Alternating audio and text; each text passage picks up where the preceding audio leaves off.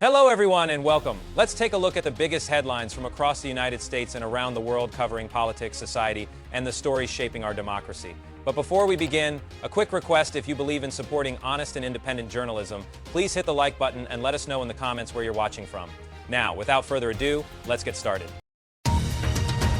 Ceasefire disintegrates as Trump says US will reinstate blockade of Iranian ships in Strait of Hormuz. U.S. President Donald Trump said he would be reinstating a blockade of Iranian ships in the strait, with the U.S. acting as its guardian and charging any other ships for passage. Strikes have expanded beyond coastal areas, according to reports from Iranian media, as U.S. allies came under fire from Iran. The Iranian military says the risk of a regional conflict has increased following a volatile weekend.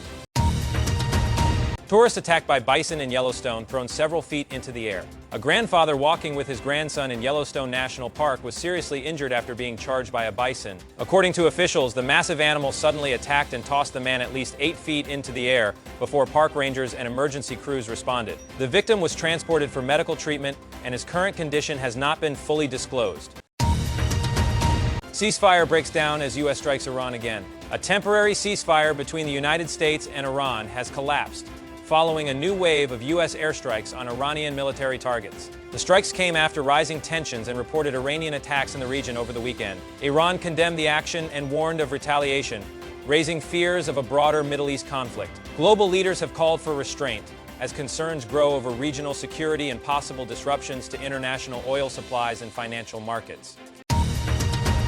Trump reinstates Iran port blockade and imposes 20% charge on cargo passing through Hormuz. Donald Trump says the U.S. is reinstating its blockade of Iranian ports in the Strait of Hormuz, beginning immediately. In a post on Truth Social, he says the U.S. will be the guardian of the vital waterway and impose a 20% charge on all cargo shipped to pay for the cost of safety and security. How this will work in practice is unclear, writes our White House reporter. Earlier, Iran's military said it wouldn't allow the U.S. to interfere in the management of the key shipping route. Jurassic Park star Sam Neill reportedly dies.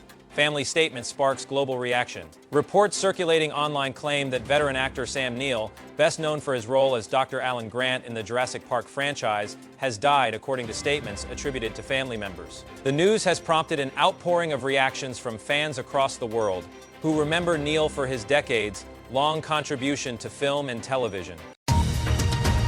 Fire breaks out at Bangkok pub, killing at least 27 people. A devastating fire tore through a crowded pub in Bangkok, Thailand, late Sunday night, killing at least 27 people and injuring several others. Emergency crews rushed to the scene as flames quickly engulfed the building, trapping many patrons inside. Authorities have launched an investigation to determine the cause of the blaze, with early reports suggesting that safety concerns and emergency exits may be examined. The United States is experiencing a wide range of weather conditions today, with extreme heat affecting much of the central and eastern regions. Temperatures in several states are climbing above 95 degrees Fahrenheit, prompting heat advisories and health warnings. Meanwhile, parts of Texas and the Gulf Coast are facing heavy rainfall and the threat of flash flooding as strong thunderstorms continue to move through the region. Emergency officials have urged residents in flood-prone areas to remain alert.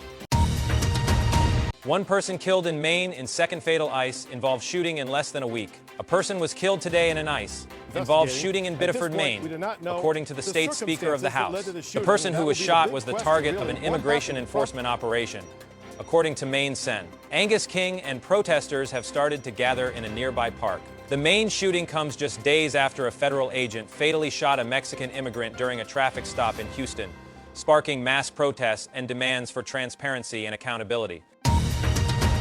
Trump sought to manipulate the judicial process with his IRS lawsuit and attempted $1.8 billion fund. A federal judge Monday said a controversial lawsuit brought by President Donald Trump against the IRS sought to manipulate the judicial process and that he acted in bad faith in bringing it. U.S. District Judge Kathleen Williams is ordering sanctions for the attorneys involved in the lawsuit, which led to an attempt to create the now-defunct $1.8 billion anti-weaponization fund for allies of the president. It was also used to justify a Trump administration order giving Trump and his businesses amnesty for any past tax issues. Lindsey Graham's death signals major political shift in Washington. The death of veteran Republican Senator Lindsey Graham has sparked questions about the future balance of power in Washington. Graham was one of the Republican Party's most influential voices on foreign policy, national security, and a key ally of former President Donald Trump. His passing leaves a significant leadership gap within the GOP, at a time of growing political divisions and major policy debates. Planes scoop water from River Seine to fight major wildfire near Paris. French authorities are battling a major wildfire near Paris, as firefighting aircraft have been seen scooping water from the River Seine to contain the rapidly spreading flames. Strong winds and hot weather conditions have complicated efforts to bring the fire under control, forcing emergency evacuations in some nearby areas. McConnell reveals hospitalization was caused by a fall. Former Senate Majority Leader Mitch McConnell has confirmed that his recent hospitalization was the result of a fall, ending weeks of speculation about his health. The veteran Republican senator said he is recovering and thanked supporters for their concern and well wishes. World Cup Final Four set as tournament heads into dramatic final week. The FIFA World Cup 2026 has reached its final stage, with the last 4 teams officially securing their places in the semifinals. Football fans around the world are now preparing for a thrilling final week that will determine this year's champion.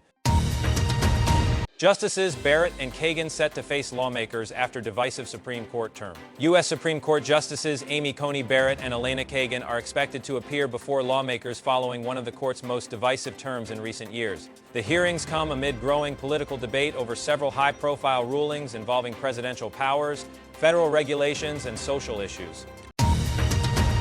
World number 1, Jannik Sinner defends Wimbledon crown with victory over Alexander Zverev. World number 1 tennis star Jannik Sinner successfully defended his Wimbledon title after defeating Germany's Alexander Zverev in a thrilling final. Sinner delivered an impressive performance, showcasing his powerful baseline game and composure under pressure to secure another Grand Slam triumph. The victory further cements Sinner's status as the dominant force in men's tennis and adds another major title to his growing legacy.